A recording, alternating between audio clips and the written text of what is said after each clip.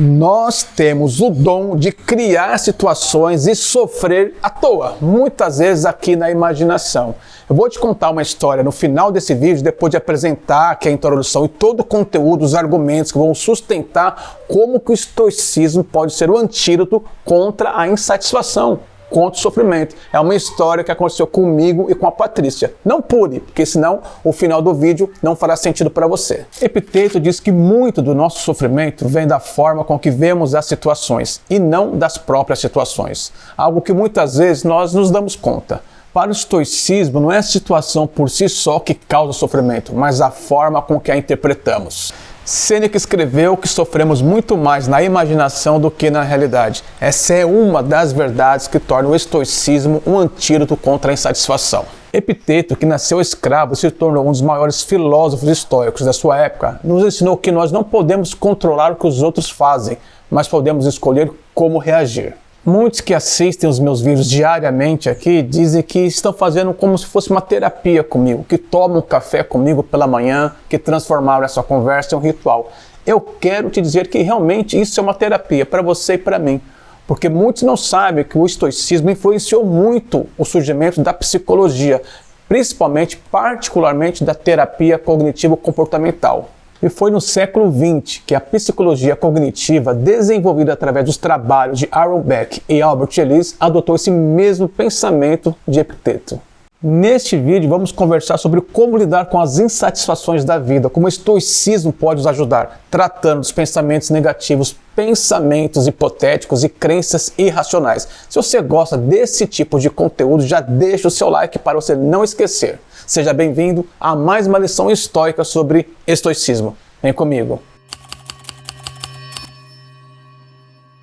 Atualmente é a psicologia que exerce o papel de cuidar dos problemas de saúde mental e perturbações da alma. Porém, os estoicos já realizavam uma terapia filosófica da alma e muitas de suas ideias são contemporâneas e nós estamos percebendo isso em nossa playlist de estoicismo. O estoicismo se constitui em um conjunto de exercícios e práticas de voltar-se para si para refletir sobre os pensamentos e ações com a finalidade de preparar a alma para as perturbações e adversidades da vida. A ideia básica é a seguinte: a forma com que vemos a realidade pode determinar o caminho para sentirmos felicidade e bem-estar ou não. Porém, o que acontece? Nós conseguimos enxergar a realidade sem nenhum tipo de obstáculo? É muito difícil. Ela sofre interferências, porque nós percebemos a realidade muitas vezes não da maneira mais saudável, devido às nossas crenças irracionais. Por exemplo, é normal não querer cometer erros na vida ou no trabalho.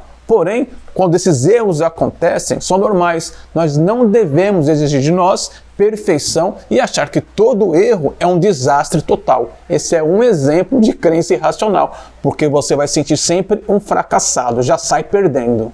Da mesma forma, é natural não querer ser tratado injustamente ou que as pessoas façam pouco caso de você, mas desejar que isso nunca aconteça, que isso não deve acontecer, ou que quem fez isso com você é uma pessoa totalmente ruim, não é razoável. A arte do bem viver ou da felicidade foi o centro das preocupações dos filósofos estoicos no campo da ética. Porém, vale ressaltar o seguinte: quando falamos que o estoicismo pode ser o antídoto contra a insatisfação, o que nós devemos considerar? É claro que nós sabemos que o bem-estar de um indivíduo não depende só de suas escolhas e da forma com que reage às situações, mas de uma série de fatores que fogem ao seu controle, como por exemplo, como ter onde morar, trabalhar, as interações sociais, condições de saúde e principalmente o atendimento às necessidades básicas do ser humano. Para os filósofos estoicos, o foco está em direcionar as nossas reflexões para as causas do sofrimento humano, que estão relacionadas com certas formas de pensar que, portanto, são passíveis de modificação.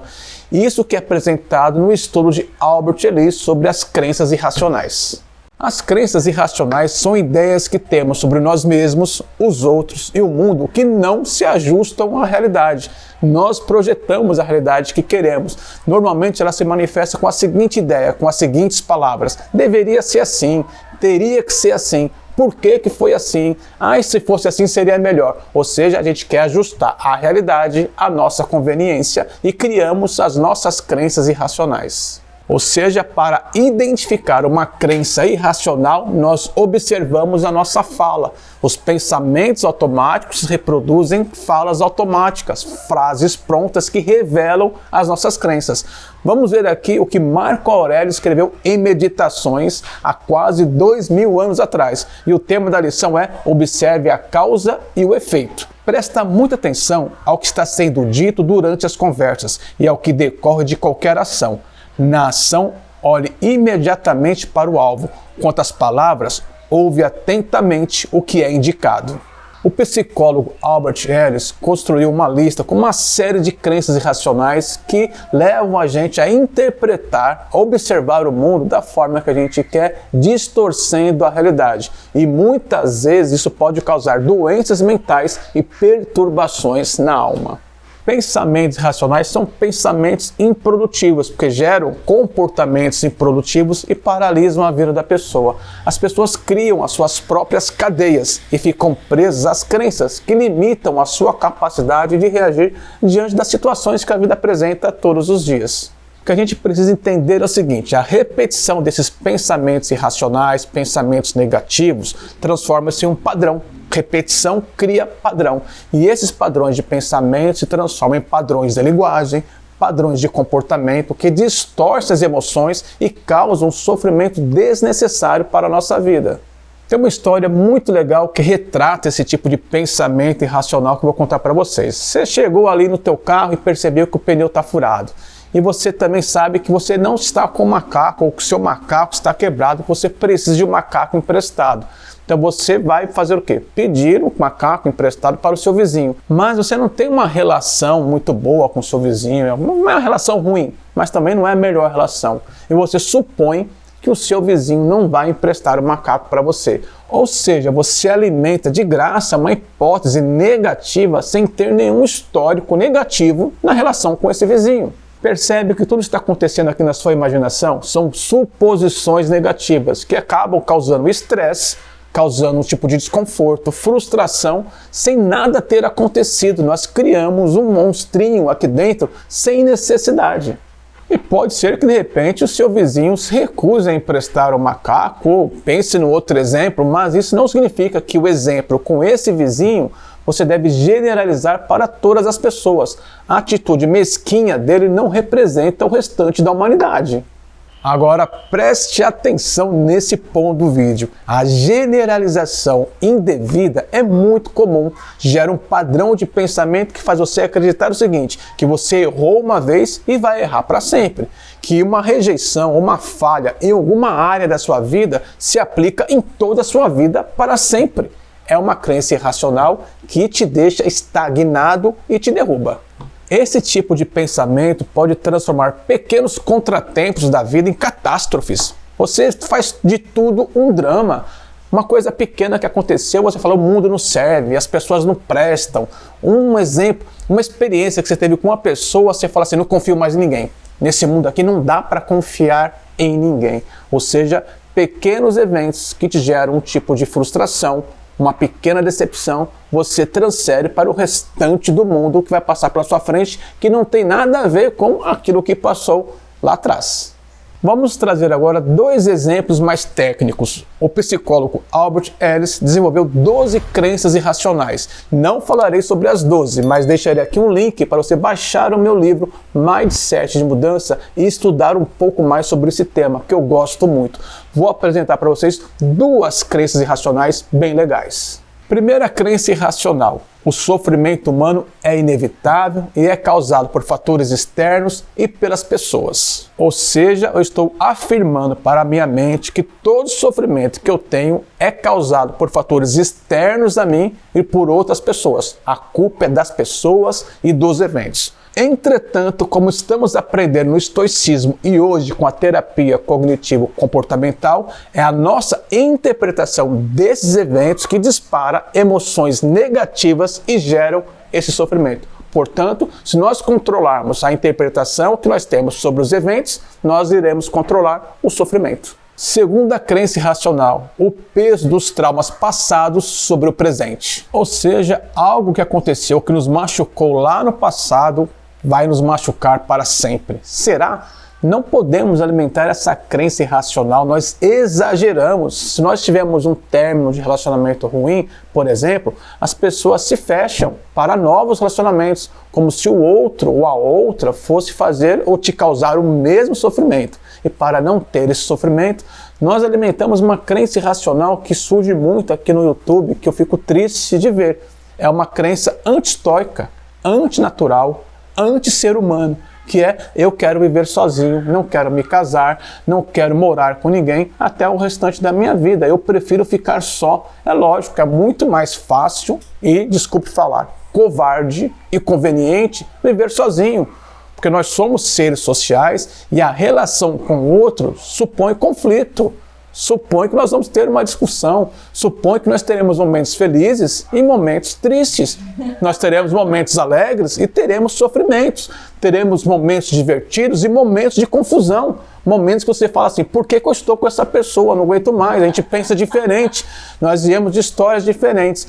Isso faz parte da vida. Se esquivar disso não é ser estoico. Se esquivar disso é ser covarde. E para você não dizer que eu estou sendo incongruente aqui com o conteúdo do vídeo, eu não estou dizendo que a pessoa que prefere viver sozinha, que todas as pessoas que preferem viver sozinhas são covardes. A covardia é uma característica. Tem gente que simplesmente não quer, prefere viver sozinho, sente mais prazer em estar sozinho.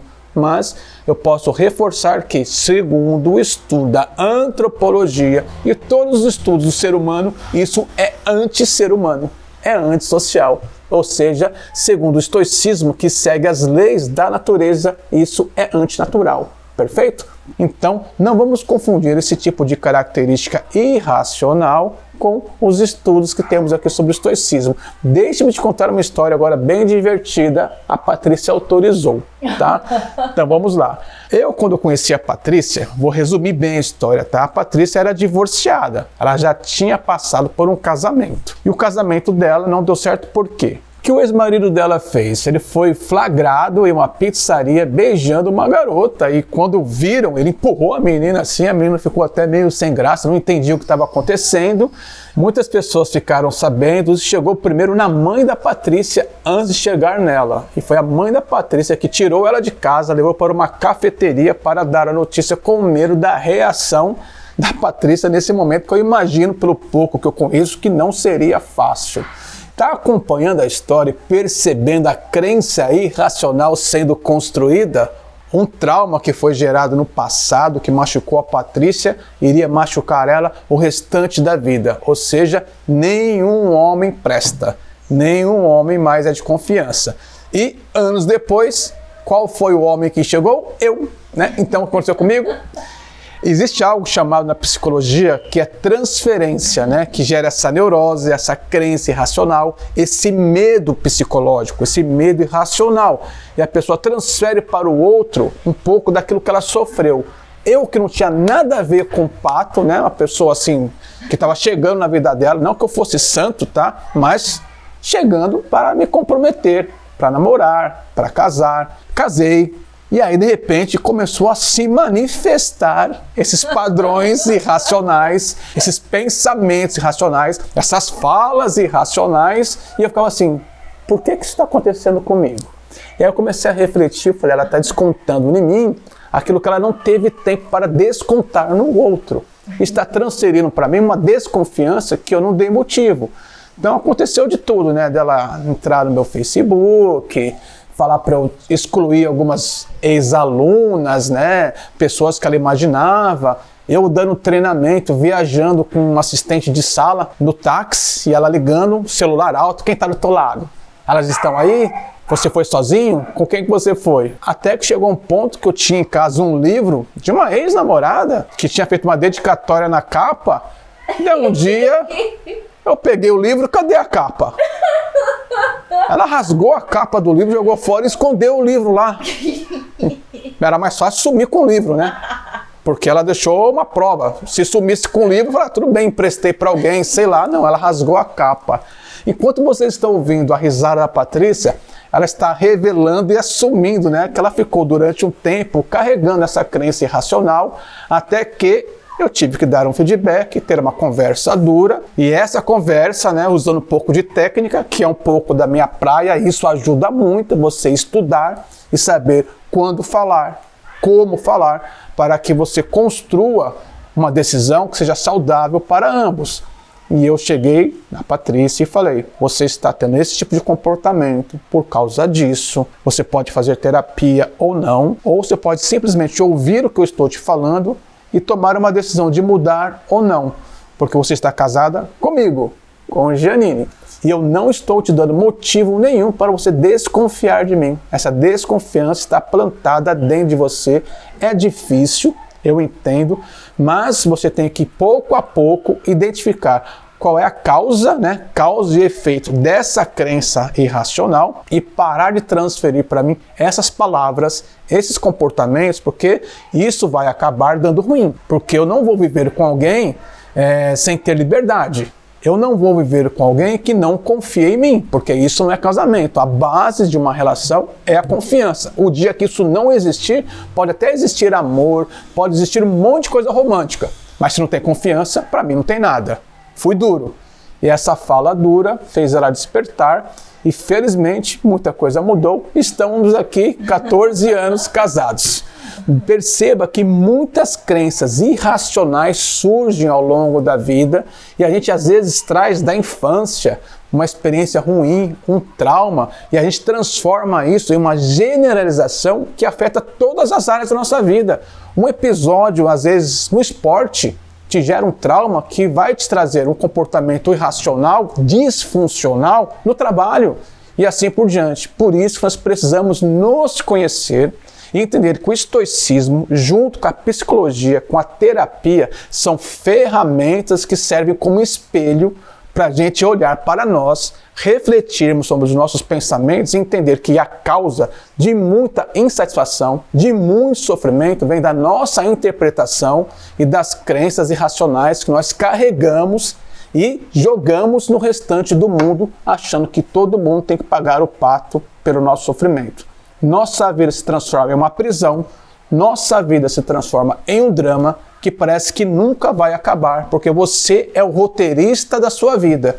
Então você pode fazer o quê? Reprogramar, reeditar a sua vida a partir de agora. É o que eu espero que você faça praticando esses exercícios. Identifique as crenças irracionais. Baixe aqui o meu livro para entender quais são as 12 crenças irracionais. Estude esse tema, pratique e assim talvez esses vídeos servirão como uma terapia parcial. São pílulas, injeções para vocês. Mas se você sente que a sua vida está estagnada, que você tem uma forte crença irracional, procure a ajuda já de um profissional, porque sozinho não é fácil. Um abraço e até o próximo vídeo.